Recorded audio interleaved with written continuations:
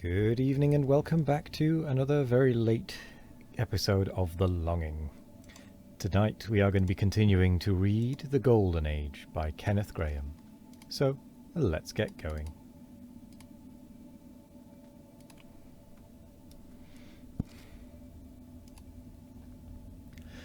Upon this compact we parted, and I went downheartedly from the man who understood me, back to the house where I never could do anything right. How was it that everything seemed natural and sensible to him, which these uncles, vicars, and other grown-up men took for the merest tomfoolery? Well, he would explain this, and many another thing, when we met again. The knight's road. How it always brought consolation. Was he possibly one of those vanished knights I had been looking for so long? Perhaps he would be in armour next time. Why not? He would look well in armour, I thought, and I would take care to get there first, and see the sunlight flash and play on his helmet and shield as he rode up the high street of the Golden City. Meantime, there only remained the finding it, an easy matter. The secret drawer. It must surely have served as a boudoir for the ladies of old time, this little used, rarely entered chamber where the neglected old bureau stood.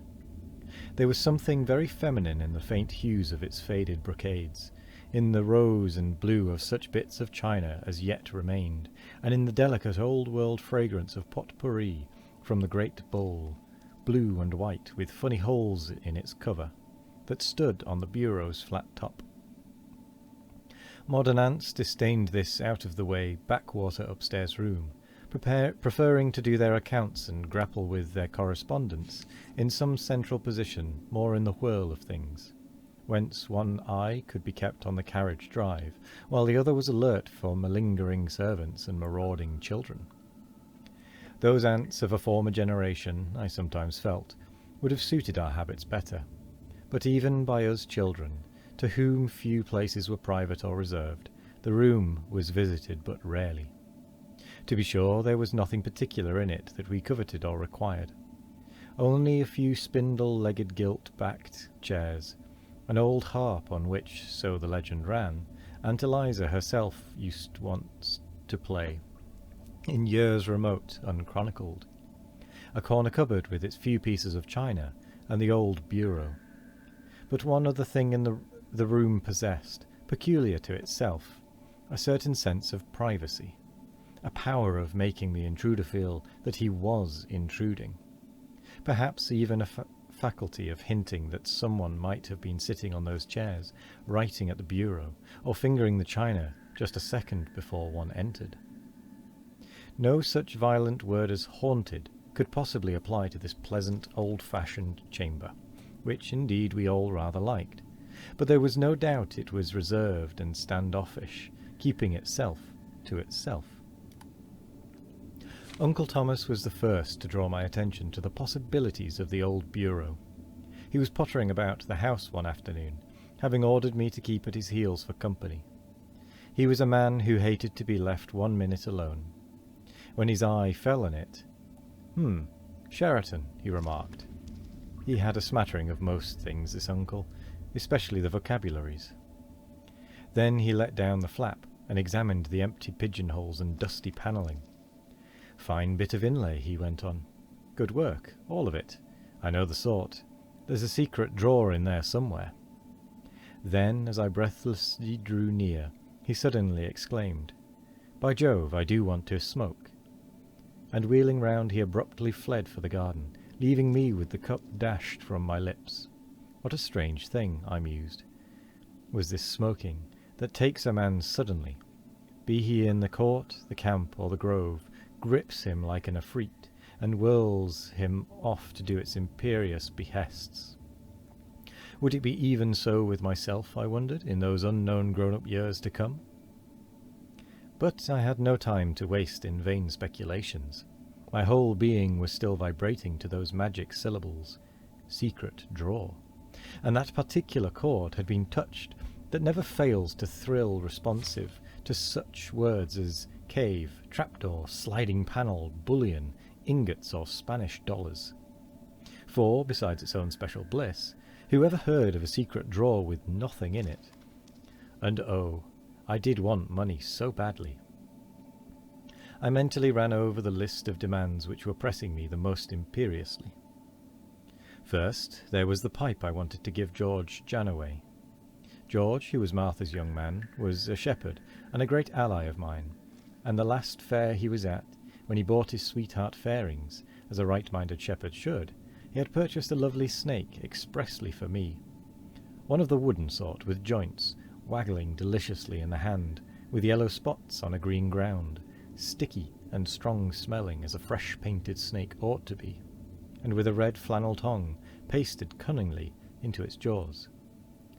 I loved it much, and took it to bed with me every night, till what time its spinal cord was loosed and it fell apart, and went the way of all mortal joys. I thought it was so nice of George to think of me at the fair, and that's why I wanted to give him a pipe. When the young year was chill and lambing time was on, George inhabited a little wooden house on wheels, far out on the wintry downs, and saw no faces but such as were sheepish and woolly and mute. And when he and Martha were married, she was going to carry his dinner out to him every day 2 miles, and after it, perhaps he would smoke my pipe. It seemed an idyllic sort of existence, for both the parties concerned. But a pipe of quality, a pipe fitted to be part of a life such as this, could not be procured, so Martha informed me, for a less sum than 18 pence. And meantime, then there was the 4 pence I owed Edward. Not that he was bothering me for it, but I knew he was in need of it himself, to pay back Selina, who wanted it to make up a sum of 2 shillings to buy Harold an ironclad for his approaching birthday. HMS Majestic, now lying uselessly careened in the toy-shop window, just when her country had such sore need of her. And then there was that boy in the village who had caught a young squirrel, and I had never yet possessed one, and he wanted a shilling for it, but I knew that for 9 pence in cash. But what was the good of these sorry threadbare reflections? I had once enough to exhaust any possible find of bullion, even if it amounted to half a sovereign. My only hope now lay in the magic drawer, and here I was standing and letting the precious minutes slip by. Whether findings of this sort could, morally speaking, be considered keepings was a point that did not occur to me. The room was very still as I approached the bureau, possessed, it seemed to be, by a sort of hush of expectation. The faint odour of orris root that floated forth as I let down the flap seemed to identify itself with the yellows and browns of the old wood, till hue and scent were of one quality and interchangeable. Even so, ere this, the pot-pourri had mixed itself with the tints of the old brocade and pot-pourri had long been one. With expectant fingers I explored the empty pigeonholes and sounded the depths of the softly sliding drawers. No books that I knew of gave any general recipe for a quest like this, but the glory, should I succeed unaided, would be all the greater. To him who is destined to arrive, the fates never fail to afford, on the way, their small encouragements.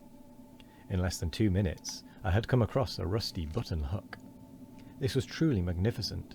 In the nursery there existed indeed a general button hook, common to either sex, but none of us possessed a private and special button hook, to lend or refuse as suited the high humour of the moment. I pocketed the treasure carefully and proceeded. At the back of another drawer, 3 old foreign stamps told me I was surely on the high road to fortune.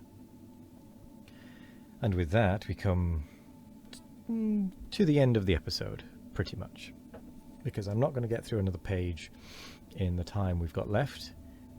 We do have 50 pages, just under 50 pages to go, which means we probably have another 10 episodes, just under.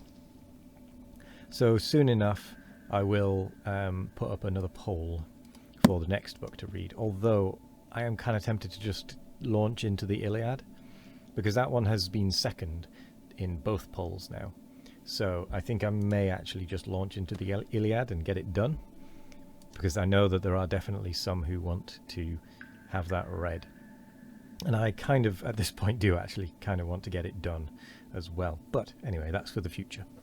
So, Thank you very much. If you would like me to put a poll up rather than just read the Iliad, do let me know in the comments. There you go. But anyway, I will say thank you very much for joining me today. I hope you all have a wonderful morning, evening, afternoon, or night. No matter what time of day it is, I hope you all have a wonderful one of it. And as always, we will be back tomorrow for more of The Longing. Goodbye.